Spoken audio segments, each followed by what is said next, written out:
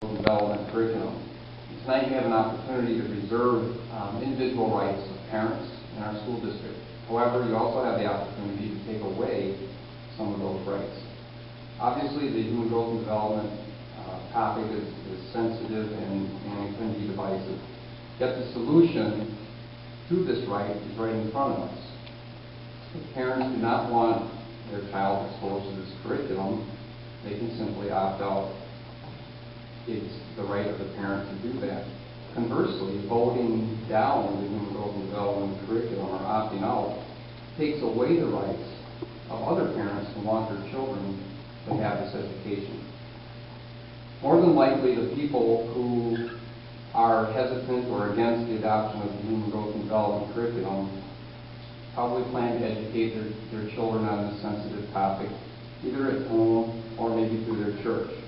And they have that right, and that certainly is a wonderful way to do that. Unfortunately, the vast majority of our young people who choose to prematurely engage in sexual activity and before they're emotionally ready come from homes where they don't have that same level of involvement and supervision and care. Most of the time they're not involved with the church. Most of the time they don't have that same level of involvement from a caring adult. Many who are skeptical or against the human growth and development curriculum have a passion for young people, and I applaud that passion. And as one who works with young people, I certainly welcome that passion that they have about young people. In fact, I hope that they would reach out to our at-risk, unsupervised students by volunteering regularly for mentoring opportunities in our community, tutoring in our schools, volunteering for committees other than just the Human Growth and Development Committee, and continue volunteering in churches. This may be the best way to influence our students. Thank you. Sure, I can say a lot of things that the other teacher here said tonight. I can tell you that I was on the committee and made the recommendation to go forward with this. I can tell you I'm a parent of 4 and that I feel very strongly against it.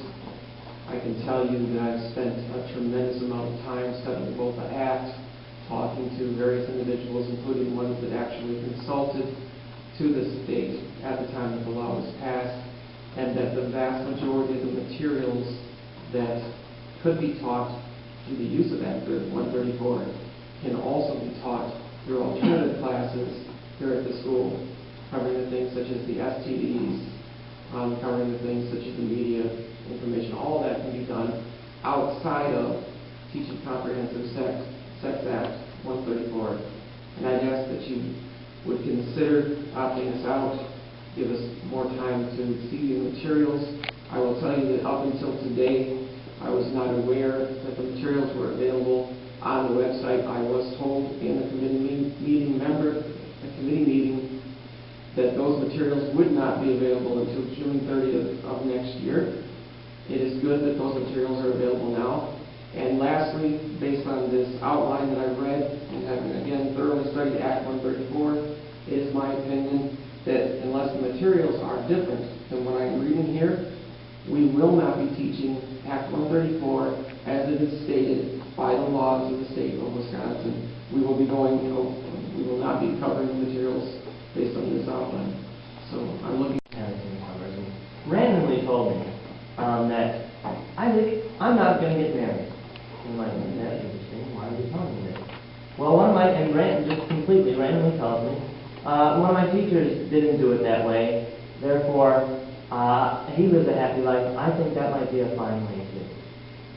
Teachers, and you guys yourselves are leaders. You are representatives, and you are outlines for the young people. The reason why the opt-out for parents is not good enough is because your leadership and all the teachers that you're saying are going to teach this puts a very specific stamp of approval that these behaviors are okay because my teacher is teaching them. Students need good leaders. And that's why I think you guys still need to opt out, because leadership will lead them down these alleys, whether we think they're right or wrong. It will bring them there, and we do think they're wrong. Lastly, the part that we all really agree with, criminal penalties of engaging in sexual activities involving a minor, that those things must be reported. Those were not attached by the original outline of the bill. They were attached by the Republican Party that actually lost the vote, which is one thing we're grateful for too, but it's interesting, again, we do need to evaluate the ideas behind the bill, and for anything else to take place, I believe we're in the wrong. And Development Committee tonight. Again, as you know, we had a group come together, take a look at the practice within our district, and with the Act 134 to determine what changes that might lead to our existing curriculum. For those of you who attended that August Human Growth and Committee Development meeting, we had put a packet of information together with a message to the community. The board has received that same packet, and at this time, Donna McGinley would just like to read the opening remarks from that packet. This is a message to the board and to all of you. The health and well-being of our children and other children in the community are of primary concern to all of us. As partners in education, the staff of the school district of Mauston and parents are concerned for children in their developing adolescence. The Human Growth and Development curriculum focuses on values, self-concept, decision-making, physical development, personality, and relationships with others with the age-appropriate information. The information is presented in a safe and respectful environment. A great deal of learning takes place without words, yet it is essential for parents to talk to their children about family values, personal beliefs, and religious convictions to stimulate home discussion. The intended outcome from teaching the Human Growth and Development curriculum in school and from family discussions at home is that students and the future adults they will become will make positive and healthy choices, resulting in behavior that contributes to the well-being of the individual, the family, and society.